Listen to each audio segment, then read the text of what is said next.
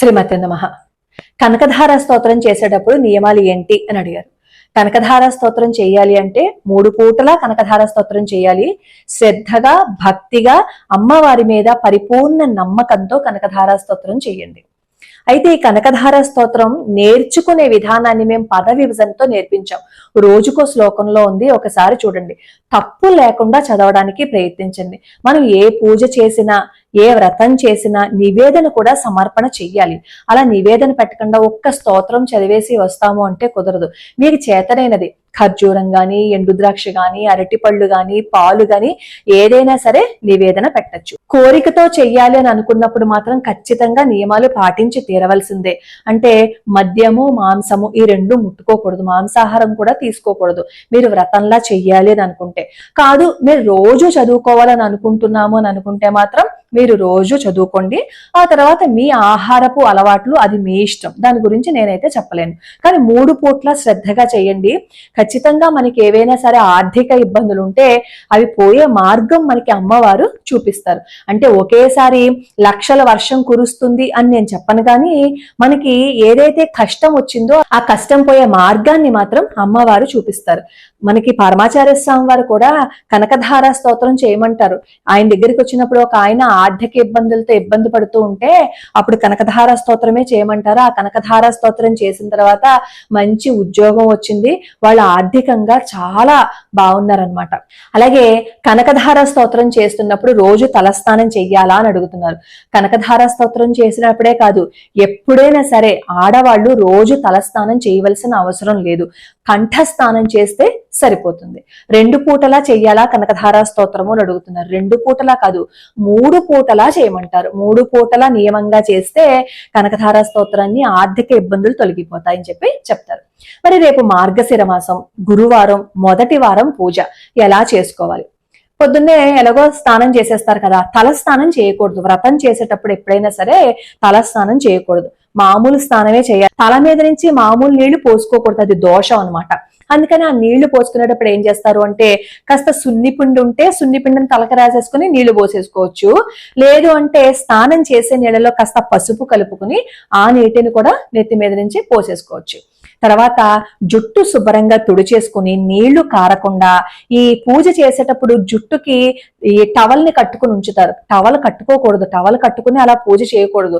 శుభ్రంగా ఆరిపోవాలి. మనం శుభ్రంగా తుడిచేసుకున్నాము అని అనుకోండి, మన పనులన్నీ అయిపోయేలోపు జుట్టు ఎలాగో ఆరిపోతుంది. కాబట్టి జుట్టుని మీరు ముడి పెట్టేసుకోండి. ఎందుకంటే మార్గశిర మాసం పూజ చేసేటప్పుడు తల దువ్వుకోవటం కానీ, తలకి నూనె రాసుకోవటం కానీ కుదరదనమాట. మరి ఆ ముడి పెట్టుకునేటప్పుడు కాస్త జాగ్రత్తగా మీరు ఏదైనా వేసి కట్టేశారు అని అనుకోండి, ఆ జుట్టు కిందకి ఊడి పడదు. అలా కట్టుకోలేదు అని అనుకోండి, పూజ చేసేటప్పుడు ఏమవుతుందంటే జుట్టు విడిపోతుంది. అలా విడిపోయినప్పుడు జుట్టు అంతా మన వీపు మీద పడుతుంది కదా, అలా విరబూసుకొని పూజ చేయకూడదు. కాబట్టి ఆ ముడి విడిపోకుండా ముందే జాగ్రత్త తీసుకోండి. అలాగే రేపు మార్గశిర మాసంలో దీపారాధన చేసేటప్పుడు ఆవు నేతి దీపారాధనే పెట్టాలి. మరి ఆవు నెయ్యి మాకు దొరకదండి అని అంటారేమో. ఇప్పుడు చాలా షాప్స్ లో ఆవు నెయ్యి దొరికేస్తుంది. డిమార్ట్ లో దొరుకుతుంది, రిలయన్స్ లోనూ దొరుకుతుంది. కాకపోతే అది ప్యూర్ ఆవు నెయ్యి అంటే మరి మనం ఏం చెప్పలేం కదా.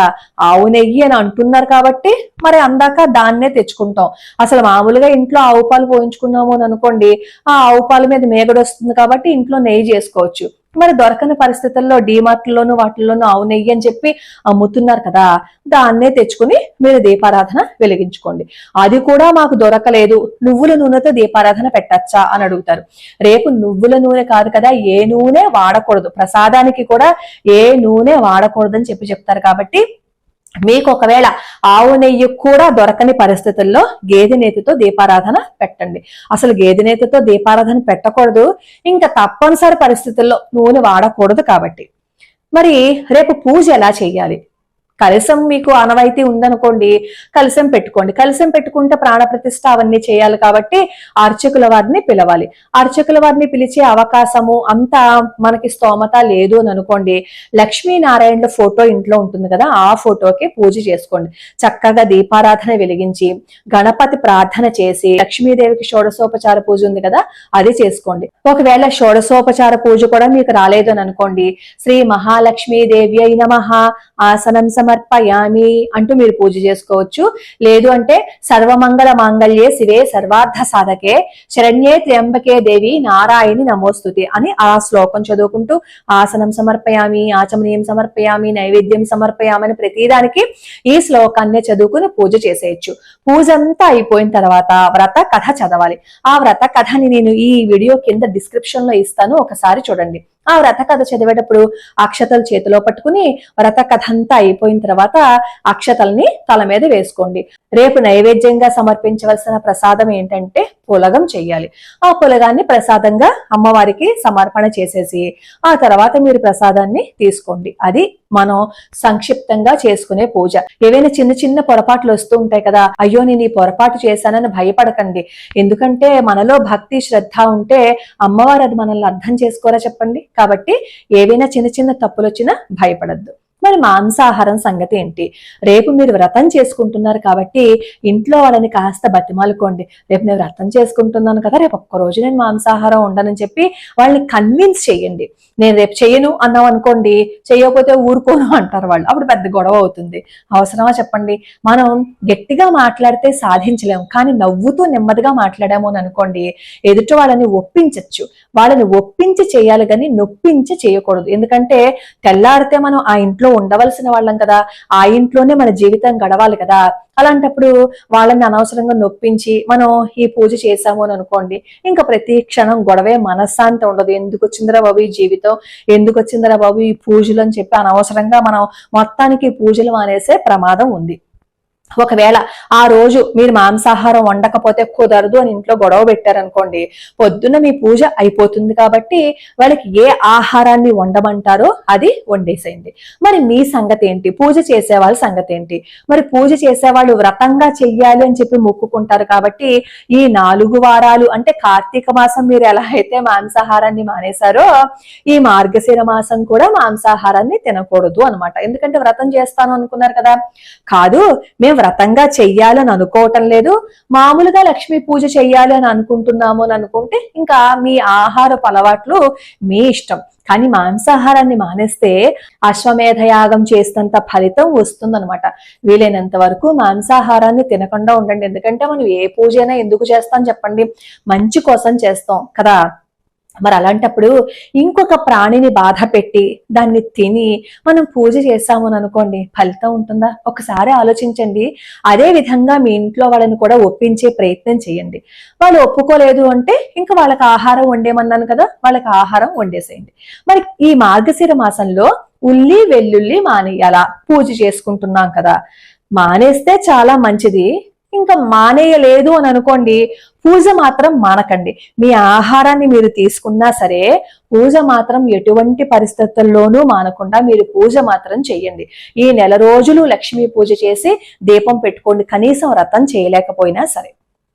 మరి కామాక్షి దీపం ఎలా వెలిగించాలి అని అడుగుతున్నారు. నేను ఇప్పటి వరకు మా ఇంట్లో ఎప్పుడూ కామాక్షి దీపాన్ని నేను వెలిగించలేదు. కాబట్టి కామాక్షి దీపం వెలిగించడం వల్ల ఎటువంటి ఫలితాలు ఉంటాయి అనేది నాకు తెలియదు. కాకపోతే ఏంటంటే నేను ఆ కామాక్షి దీపం చూసినప్పుడు నాకు ఏమనిపించింది అంటే, అమ్మవారికి దగ్గరగా ఒత్తి వెలుగుతుంది కదా, అయ్యో అమ్మవారికి వేడి తగులుతుంది కదా అని నాకు అనిపించింది అనమాట. అందుకే నేను ఎవరైనా కామాక్షి దీపం గురించి అడిగినప్పుడు అది నాకు తెలియదు, కానీ నేను మాత్రం ఇలా అనుకుంటాను అని చెప్పి అంటాను.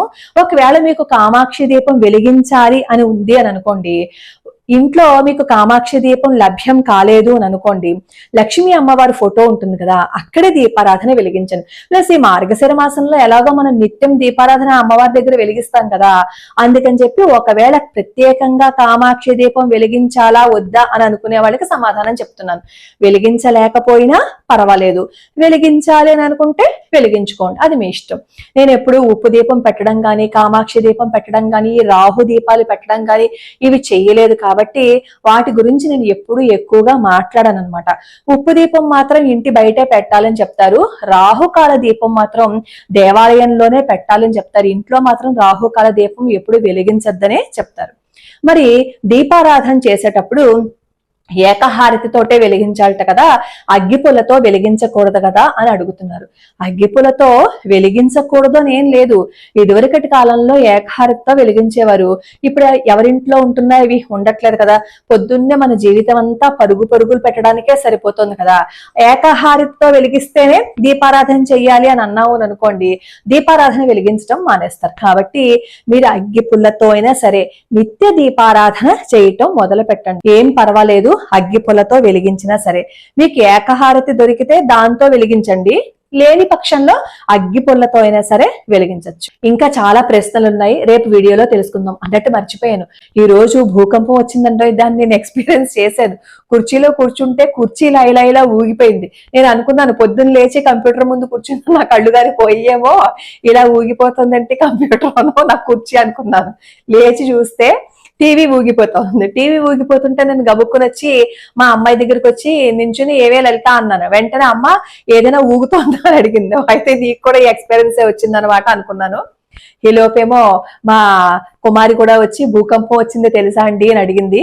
ఆ తర్వాత ఏమో న్యూస్ కూడా వచ్చేసింది అనమాట. చాలా కొద్దిసేపు వస్తేనే అంత భయంగా అనిపించింది. చాలా పెద్దగా వచ్చింది అనుకోండి భూకంపం, ఒకసారి ఆలోచించండి. ప్రకృతికి విఘాతం కలిగించే పనులు ఏదైనా చేస్తే ప్రకృతి కోపిస్తుంది. ఇదివరకు ఎప్పుడో ఎక్కడెక్కడో వచ్చే భూకంపాలు ఇప్పుడు మనకు కూడా వచ్చేస్తున్నాయి. కాబట్టి ప్రకృతికి సహకరించే పనులు చేద్దాం, మన ప్రకృతిని మనం పాడు చేసుకోవద్దు. లోకా సమస్తా సుఖినో భవంతు, సర్వే జనా సుఖినో భవంతు.